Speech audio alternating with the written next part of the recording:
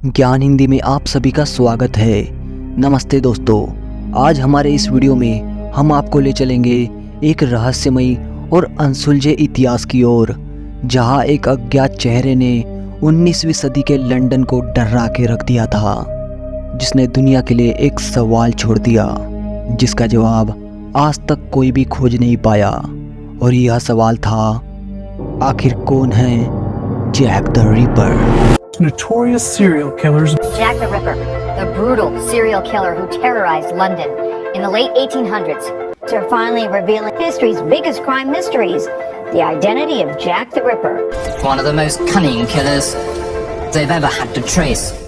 समय 1888, लंदन, जब Irish immigrant की आबादी तेजी से लंदन में बढ़ रही थी और इस बढ़ती आबादी के साथ बढ़ रही थी लंदन की मुसीबतें। यह बढ़ती आबादी अपने साथ लेकर आई गरीबी। जितने इमिग्रेंट्स इंग्लैंड में आ गए थे, उनके पास ना खाना था और ना ही रोजगार, जिस वजह से कई लोगों ने जुर्म का रास्ता अपनाया। चोरी और लूटपाट जैसी वारदातें शहर में बढ़ने लगी थी। लोगों के पास रहने के लिए ना तो जगह थी और ना ही जिंदा रहने के लिए खाना। ऐसे में पेट पालने के लिए कई महिलाओं ने वेश्यावृत्ति का सहारा लिया। यह बात स्थानीय लोगों को बिल्कुल भी पसंद नहीं थी, क्योंकि शहर में जुर्म बढ़ रहा था। और फिर एक दिन शुरू हुआ एक खूनी खेल जिसने पूरे लंदन को हिला के रख दिया। 7 अगस्त 1888, लंदन शहर का व्हाइट चैपल डिस्ट्रिक्ट, जहां इमिग्रेंट्स की आबादी सबसे ज़्यादा थी, वहाँ जॉन सॉर्डन रिव्स, पानी के किनारे काम करने वाला एक मजदूर, जो रोज की तरह सुबह अपने काम के लिए निकला ही था कि उसे एक महिला की लाश दिखाई दी, जिसके बाद फौरन पुलिस को बुलाया गया। पुलिस की जांच के बाद यह पता चला कि इस महिला का नाम मार्था टेब्रम था, जो एक वेश्या थी। लाश को देखकर यह पता चल रहा था कि मार्था को बहुत ही बेरहमी से मारा गया है। खूनी ने किसी धारदार हथियार से मार्था का गला पूरी तरह से काट दिया था। जब खूनी के कोई भी सबूत नहीं मिले, तो पुलिस वालों ने यह अनुमान लगाया कि शायद किसी चोर या लुटेरे ने इस हत्या को अंजाम दिया हो। लेकिन पुलिस को इस बात का बिल्कुल भी अंदाजा नहीं था कि यह तो बस एक शुरुआत है, क्योंकि व्हाइट चैपल में अगस्त और नवंबर के बीच और 5 महिलाओं की हत्या होने वाली थी। इन 5 हत्याओं को आज कैनोनिकल 5 के नाम से जाना जाता है, जिसमें Mary Ann Nichols, Annie Chapman, Elizabeth Stride, Catherine Eddowes और मैरी जेन केली, इन 5 महिलाओं का नाम शामिल है। हैरान करने वाली बात तो यह है कि इन 5 महिलाओं का नाम भी वेश्यावृत्ति से जुड़ा हुआ था और इन सबको मारने का तरीका भी समान था, जिससे पुलिस को यह पता तो चल चुका था कि इन सबको मारने वाला कातिल एक ही है। लेकिन फिर भी पुलिस उस कातिल को ढूंढ नहीं पा रही थी।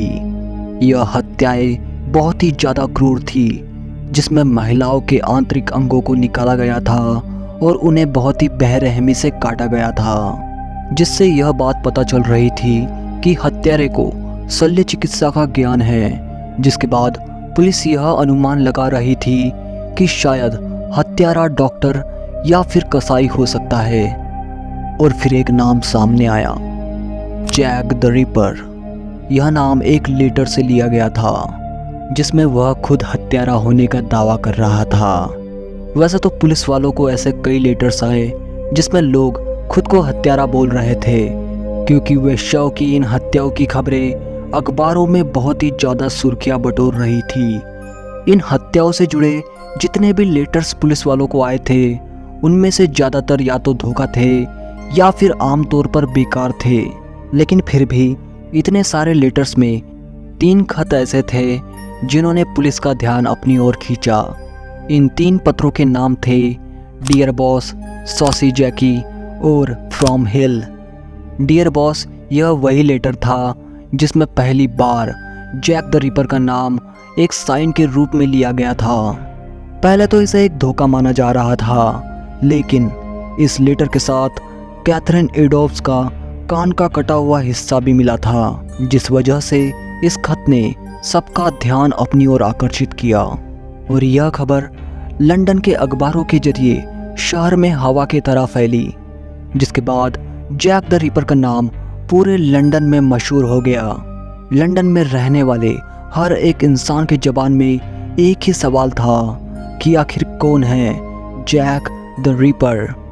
जिसके बाद पुलिस को ऐसे कई खत मिले जिसमें लोग खुद जैक होने का दावा कर रहे थे, लेकिन यह बस एक धोखा था जिसमें लोग खुद को जैक कह के दुनिया में मशहूर होना चाहते थे। और फिर 1 अक्टूबर 1888 को सॉसी जैकी नाम का पत्र मिला, जिसकी लिखावट हूबहू डियर बॉस जैसी थी। इस खत में जैक ने 30 दिसंबर को की गई हत्याओं का उल्लेख करते हुए कहा, डबल इवेंट दिस टाइम, मतलब इस बार दुगनी वारदात, क्योंकि 30 सितंबर को एलिजाबेथ स्ट्राइड और कैथरीन एडोल्फ्स इन 2 महिलाओं की हत्या हुई थी। भले ही यह खत 24 घंटे के बाद मिला हो, लेकिन फिर भी इन 2 हत्याओं की खबर अब तक अखबार वालों को भी पता नहीं चली थी, इसलिए इस लेटर को सच्चा माना गया।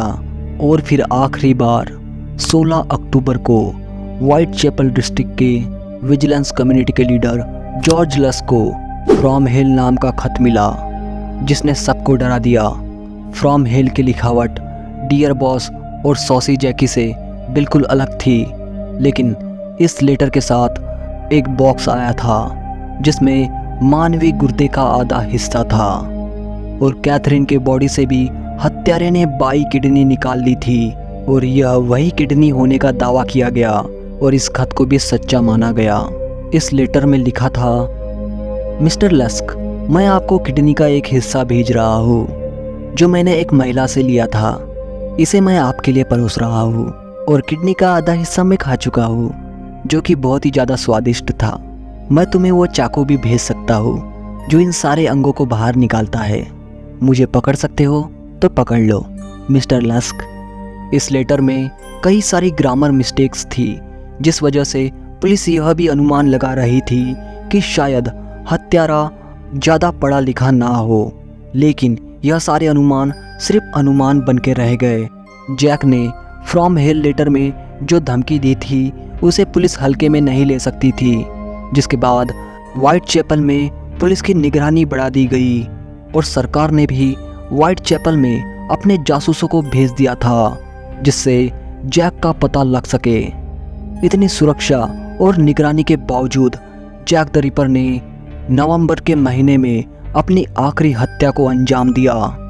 9 नवंबर 1888 को मैरी जैन केली की लाश उसी के घर में मिली, जिसमें उसे बहुत ही बेरहमी से मारा गया था। मैरी की हत्याओं के बाद जैक के हत्याओं का सिलसिला थम सा गया और पुलिस जैक को पकड़ने में नाकाम रही। पुलिस कभी भी पता नहीं लगा पाई कि आखिर जैक कौन था। ऐसे तो कई लोगों पे शक किया गया, लेकिन फिर भी जैक के कोई भी ठोस सबूत सामने नहीं आए। पुलिस के नाकामी का अंदाजा आप इस बात से लगा सकते हैं कि पुलिस जैक का असली नाम या उसकी शक्ल तक नहीं जानती थी। कुछ लोगों ने जैक की एक झलक देखने का दावा किया था। जिन लोगों ने जैक को देखा था उनका कहना था कि हत्याओं के वारदातों के समय उन्होंने एक ऐसे इंसान को देखा था जो एक लंबी हैट पहने काले कोट के साथ चेहरे पर एक कपड़ा या मास्क बांधे हुए था। जैक का बस इतना ही वर्णन पुलिस रिकॉर्ड में है। आज तक कोई भी पता नहीं लगा पाया कि जैक द रिपर कौन था। आखिर वह वेश्याओं की हत्या क्यों कर रहा था, इसके पीछे उसका क्या मकसद था, यह कोई भी नहीं जानता। इतिहास के पन्नों में जैक द रिपर का नाम एक अनसुलझे रहस्य में जुड़ गया है। हॉलीवुड में जैक द रिपर की एक मूवी भी बनाई गई है जो एक थ्रिलर मिस्ट्री है। अगर आप जैक के बारे में और जानना चाहते हैं तो इस मूवी को भी देख सकते हैं। अगर आपको यह वीडियो अच्छा लगे तो लाइक ज़रूर करें और हमारे चैनल ज्ञान हिंदी को सब्सक्राइब करना ना भूलें, ताकि जब भी हम आपके लिए अगला वीडियो बनाएं तो हमें मोटिवेशन मिलती रहे। जल्द मिलेंगे नए वीडियो के साथ। धन्यवाद।